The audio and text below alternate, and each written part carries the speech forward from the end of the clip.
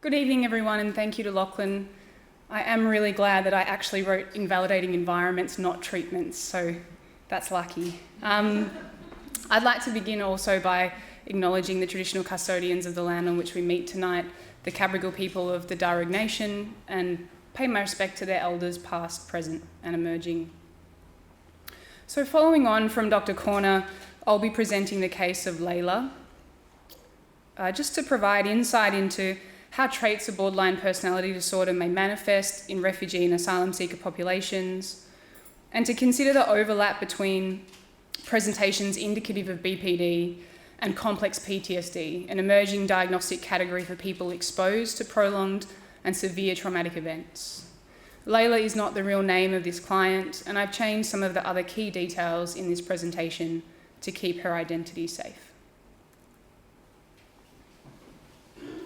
So the aims of this evening's presentation are to acknowledge pervasive emotion dysregulation as the common mechanism present in both complex PTSD and BPD traits in refugees and asylum seekers, and also to draw on the case of Layla to share an integrated and eclectic potential treatment approach that was targeted at this dysregulation rather than specific diagnostic criteria. So Layla is a 35-year-old woman. She was born and grew up in Tehran, the capital of Iran. She's currently single and converted to Christianity shortly after her arrival in Australia. Layla arrived in Australia by boat in 2011, seeking asylum.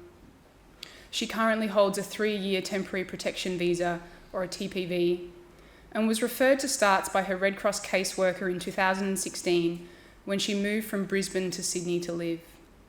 We've completed 44 sessions together, and these have been conducted in English. Layla is the eldest of 3 children, all of whom are now adults. Layla's family are of high status and are quite wealthy in Iran. She initially travelled to Australia with her sister, where they were both held in immigration detention for 18 months. Approximately 2 years after their arrival in Australia, Layla was re-detained for 2 to 3 months due to a problem with her visa. And during this time, her sister actually returned to Iran without telling her. She'd found it really difficult to cope with the restrictions placed on her in Australia. This understandably left Layla feeling very hurt and abandoned. Layla remains close with her mother and her brother, speaking regularly to them over the phone, but has very little contact with her father or her sister due to their personal differences. Layla was in a de facto relationship here in Sydney for the last 3 years. It ended 6 months ago of her own accord.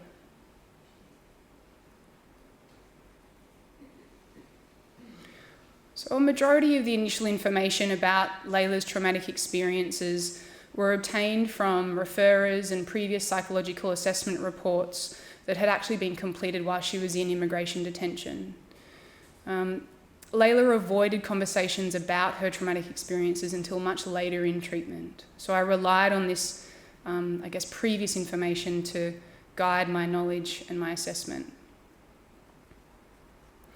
So Layla experienced multiple instances of childhood sexual assault when she was about 6 years of age and then again at 9 years of age. These were perpetrated by people known to her but were not family members. Layla believes her mother was aware of the instances that occurred when she was 6 and would at times say to me that I don't know why my mother didn't do anything to help, and then also would sympathetically acknowledge at other times the position that her mother was in and the understanding she had for her mother's limited capacity to intervene in any way. From a young age, Layla disliked the conservative Islamic rule of Iran and refused to engage in the religious practices there that are the norm. As the environment did not allow for her unique self-expression, she felt invalidated and different, like she didn't fit into society. Layla described strong feelings of anger throughout her adolescence, and this caused her to engage in rebellious behaviours like drinking alcohol, substance use, not attending school, and regularly staying outside of the home. As Layla grew older, she became more outspoken in her dislike of Islam and began attending protests government protests, and becoming involved in activist groups. She would post negative stories and comments about the government online. And as such, in 2010, she was arrested and detained due to her involvement in such activities. She was physically beaten by authorities and again sexually assaulted. It was shortly after this that she left to Australia to seek protection. After she arrived in Australia, as I mentioned earlier, her and her sister were detained on Christmas Island for about 18 months. During this time, her psychological health deteriorated and she began taking antidepressant medication and experiencing suicidal ideation. When Layla was first referred to STARTS, she had already received significant psychological interventions whilst living in Brisbane. And these were particularly for symptoms of chronic suicidal ideation and attempts, as well as self-harm behaviour. At the time of her referral to STARTS, she was also transferred into the care of the community mental health team. But her case manager there went on leave shortly after she was referred, and she didn't really like her replacement, so her treatment with them ceased. At the time of her referral, Layla was taking multiple different types of prescription medication. These included olanzapine, an antipsychotic, Effexor, an antidepressant, and opiate-based pain medication for a hip injury, particularly something called a fentanyl pain patch, which are about 80 to 100 times stronger than morphine.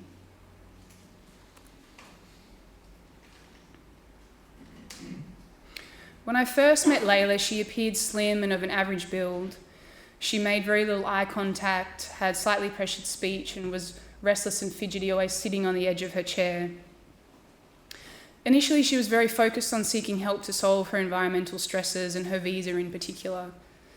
During our initial sessions, she was like a closed book. She would only allow me to view the pages that she chose, which at the time were only to do with her visa and her intense feelings of despair and anger at the immigration department. Layla presented with typical PTSD, depression and anxiety symptoms, such that her scores on standardised assessment tools indicated the severity of these was clinically significant. And as assessment continued, it became clear that she was also experiencing pervasive emotion dysregulation.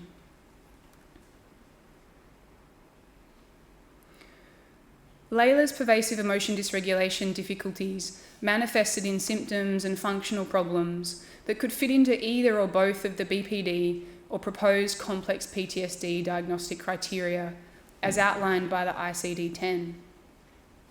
And specifically, these included intense feelings of emotion, anger outbursts, interpersonal difficulties with both service providers and in the form of chaotic intimate relationships, fear of being alone, which resulted in her persisting in unhelpful relationships, intense feelings of shame and self-loathing, impulsivity in the form of driving too fast and aggressive behaviour, inability to tolerate her intense emotional distress, and subsequent numbing behaviour through the use of excess prescription medication, complete withdrawal from others, and chronic suicidal ideation.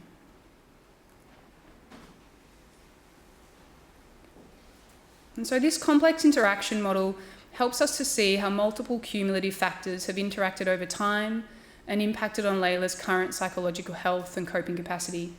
We've already discussed a majority of each aspect of these factors individually, but an additional important characteristic to consider is the transactional nature of these factors and how consistently throughout Layla's life there was a mismatch between her needs and the reality of her environment. An example of this mismatch between Layla's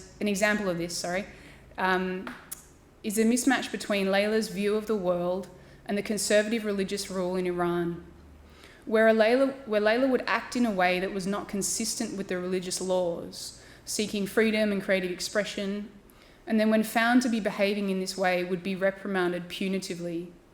As a result, her feelings of difference and not fitting in were invalidated and dismissed, and her behaviour to target the flaws of the government and religious authorities was then reinforced and strengthened.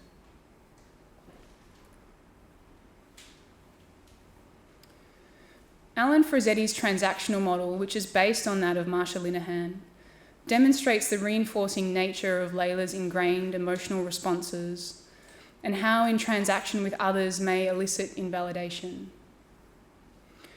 So if we begin at the top of this model, we can see that it's been established that Layla was vulnerable to intense emotion, which could contribute directly to heightened emotional arousal, or at times might be triggered by specific events.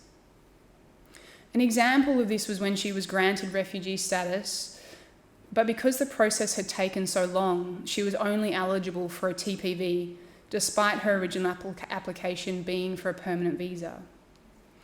Layla judged this event as another way the immigration department had been playing with her and making her suffer, which contributed to intense feelings of sadness, hurt, and despair. Layla then inaccurately expressed her feelings of sadness, disappointment, and despair as anger, presenting to service providers with aggressive behaviour, being blaming of her lawyer and verbally abusive towards her partner. Unfortunately, those people only saw her expression of anger and missed the primary emotions that she was feeling, causing them to unknowingly respond with invalidation, like her lawyer refusing to take calls from her, service providers calling the police or asking her to leave the premises, and her partner being verbally abusive back to her rather than supportive. Such invalidating responses would then have a tendency to heighten Layla's emotional arousal even further and lead to her numbing behaviours like medication and substance use, suicidal thoughts, or other attempts to block out the intense emotional pain. I believe that this transaction process occurred in a range of circumstances throughout Layla's life, perpetuating over time. So if I'm completely honest, my initial case formulation was definitely not as clear as this. Early in treatment, it felt as though we were putting out spot fires and managing crises in every session. And my understanding and assessment of Layla developed over time as I was slowly able to put together small pieces of important information. When considering this case and formulating our treatment plan, I took into account Layla's early life and traumatic experiences, including her abuse, an early invalidating environment, and the complex social fabric of Iran. I hypothesised how these contributed to Layla's heightened distress profile, impacted on her development of identity, and were reinforced by her feeling different and out of place in Iran. I proposed that this resulted in a polarity of coping responses which oscillate either from complete avoidance and numbing to the fight response or that of behaviour escalation. This, along with further invalidation of a lengthy detention and multiple rejections on her visa application because she was believed not to be credible, have contributed to Layla's pervasive emotion regulation difficulties. And despite her hardship, Layla displays multiple protective factors. She's a super sensor. She's incredibly attentive to her environment, reads people very well, and is adept at getting others to help meet her needs when she can't do it herself. She's remained close with her mother, who has been a significant reason that she hasn't ended her life. She has an emerging insight into the patterns in her distress and coping behaviour, which has really benefited our most recent treatment.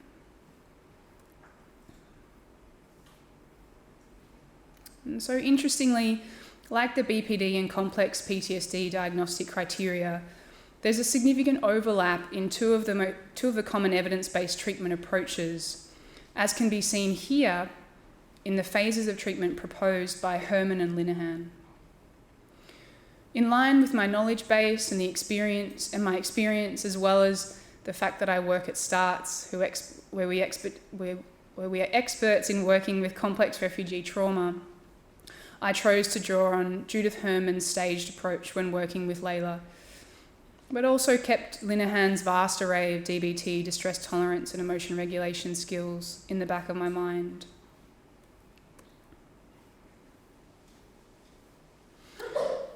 Early on in treatment, the focus was on supporting Layla to develop a sense of both external and internal safety. This was a really challenging period of treatment.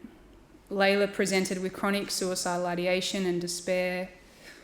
She would tell me these really specific plans of how she might try to kill herself, often scenarios that would be public in order to send a message to immigration about the suffering they had caused her. She was regularly hospitalised but couldn't tolerate hospital, so would only stay 1 to 2 days at a time, receiving inadequate treatment. And community mental health involvement fluctuated, their staff frequently changed, and Layla didn't like engaging with them, so when they came to visit, she would tell them that she was fine. During this time, Layla occasionally presented to session quite drowsy, had very little eye contact and even slurred speech. On multiple occasions, I queried her about her medication use and substance use, and she would explain it away as taking a higher than usual dose of her prescription medication because she hadn't slept the night before. However, this pattern persisted. On 1 or 2 occasions, Layla was quite blaming of me and very upset with me for calling the crisis team or emergency services to her home. I did my best to remain neutral and validate her feelings whilst reminding her of my professional limits.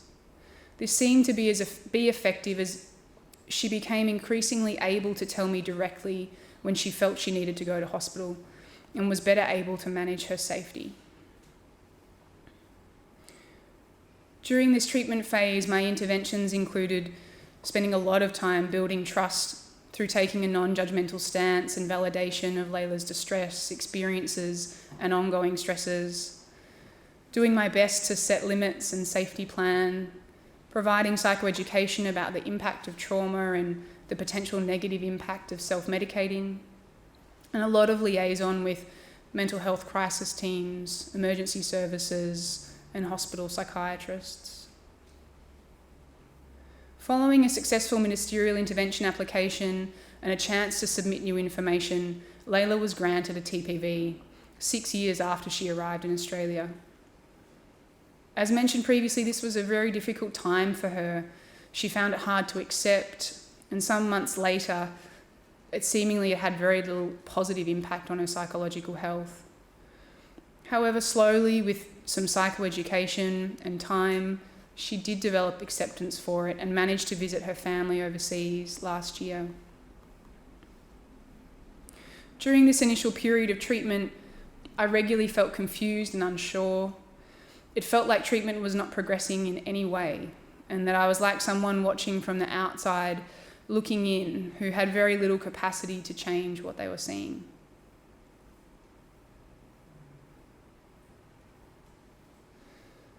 About 18 months into treatment, Layla disclosed that she'd commenced a methadone program.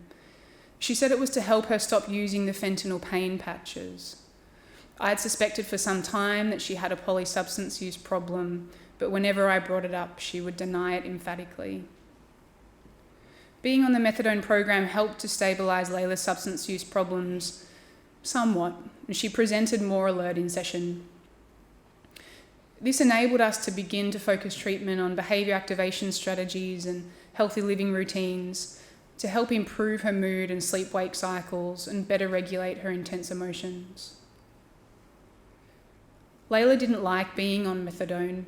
She felt ashamed of it and as such frequently tried to reduce it a lot faster than was recommended. This caused physical withdrawal symptoms, heightened emotional distress, and erratic behaviour. Slowly, Layla became more open with me about her substance use, eventually explaining her long history of opiate use, which began in Iran, and that she continued to use substances even whilst on methadone. She explained that she'd been too ashamed of her substance use to tell me and concerned about the potential impact of it on her visa. The openness to talk about the behaviour really aided treatment, as we could focus on identifying triggers for her intense emotional pain and explore the pattern and function of her substance use behaviour, which was to block out and numb from her intense emotional distress. Whilst this was really helpful for progress in treatment, knowing more about Layla's substance use at times left me feeling really worried for her safety. Every now and then, Layla would miss an appointment with me and not call or text me for a couple of weeks. I would attempt to check in with her without much response, and at times would have to request police to conduct a welfare check at her home.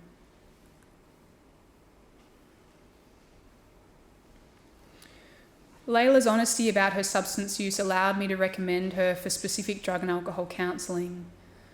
After previously being really reluctant to engage with external services, she agreed and attended both individual and group sessions. She also began considering her options to cease using substances, and with the help of her drug and alcohol counsellor, trialled detox programs and explored options for residential rehabilitation. Over a period of months and a few stops and starts, Layla managed to cease using all substances, including methadone. She attends NA meetings every day, has a sponsor, and has started the 12-step program. Our treatment has shifted significantly as a result, and whilst we continue to focus on consolidating skills, we've also been able to commence work on acknowledging the significant impact of her past traumatic experiences and the regret and shame she feels about how her behaviour may have also negatively impacted others.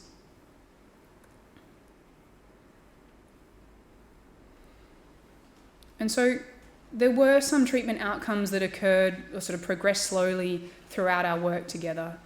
One of those was the intensity of Layla's suicidal ideation and attempts, and her hospital admissions reduced gradually over time. As a result, probably in the last 18 months, she hasn't needed to attend hospital at all. In the past 6 months since ceasing substance use, Layla's progress in treatment has been exponential. The severity of her self-report PTSD, anxiety and depression symptoms have all reduced significantly. She's better able to regulate her intense feelings of emotion, reports less anger.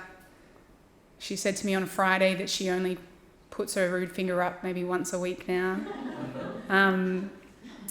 She has increased hope for her future and has actually started working part-time and studying at TAFE last month. Despite the significant progress Layla has made in treatment, there remains work to do to ensure such gains can be maintained. There are plans for her to attend a DBT skills group to help both with her interpersonal skills, distress tolerance and emotion regulation. She's interested in continuing our work in processing and acknowledging the impact of her past experiences on her current emotional states and coping responses.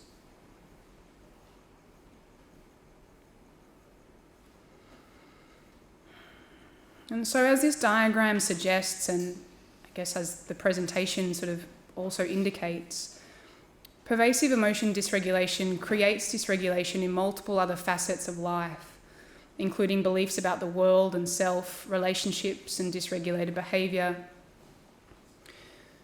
And it typically develops as a result of a predisposition to intense feelings of emotion, or can develop over time within an invalidating or traumatic environment. The characteristics of the complex social political factors and cumulative trauma that many refugees and asylum seekers may be exposed to are all factors which may contribute to enduring emotion dysregulation.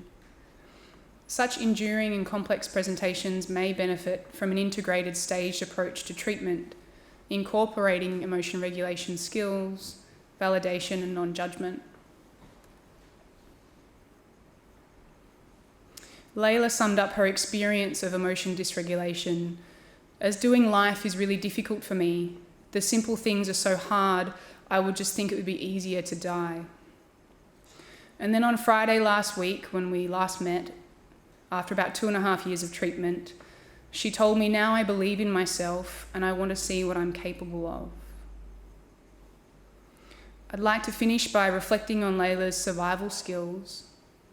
Although at times these have seemed risky and ineffective, they have served her in coping with intense emotional pain that would be difficult for most of us to imagine. She's been a teacher for me, a river guide, helping me navigate through the path that is complex trauma and pervasive emotion dysregulation.